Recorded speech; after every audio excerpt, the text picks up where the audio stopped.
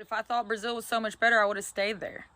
Someone explain to me why I am expected to respect and abide by everyone else's customs, literally everywhere else in the world, everywhere else I go except here. I saw this yesterday. It was just making the rounds. It's a Brazilian immigrant talking about why she loves this country and what it's kind of like an Arnold version of this, that there's things that you're kind of responsible for when you come to America. I moved over here from Brazil and I'm pretty much Americanized by now, in case you can't tell.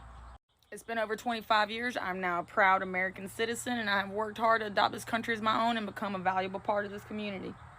Let me introduce you to this word, which means to adopt something as one's own and become a part of it, which is what's supposed to be your job as an immigrant. So that means that I can come over here and introduce you to some cool stuff like Guaraná and Farofa, but I'm not supposed to be coming over here and be an invasive species. That's not the reason I came. I came here to be one of you. If I thought Brazil was so much better, I would have stayed there. Someone explain to me why I am expected to respect and abide by everyone else's customs, literally everywhere else in the world, everywhere else I go except here. Oh, but some people are fighting political persecution. Okay, well, if your land and your country and your culture and all that's so much better than we are, then you stay there and you figure it out and you fix it. That sounds like a you problem. Basically put, if you're not coming over here to assimilate like me, then you need to stay right where you are. Period. Full stop. I think she mentioned some Brazilian foods, but she didn't mention the Brazilian wax, which isn't that their #1 export? But putting that aside for a second, yes, the word she was talking about, for those of you listening on the audio podcast, was assimilate. That is the whole idea of what we did here in America with the melting pot, that you come. This is what we all learned in 4th grade.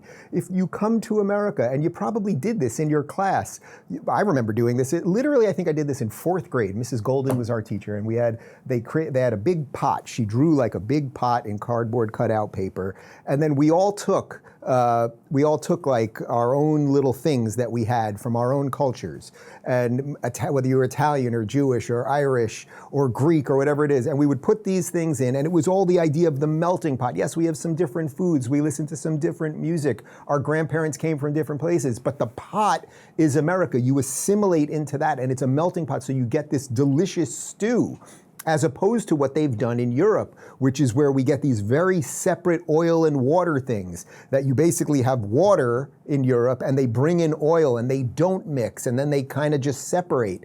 And it's not good when it gets real hot and splashes all over you. So yes, get on board what that lady is saying. And I love the fact that she comes from Brazil. It sounds like she has maybe a Texas accent or something. Like, it's just great. That's what America's about. Nobody cares that she happens to be a little browner than the average white person or anything else. She seems to love she loves the country. She wants it to be great, and she doesn't want people here who are here to destroy it, like pretty much the entire Democratic Party.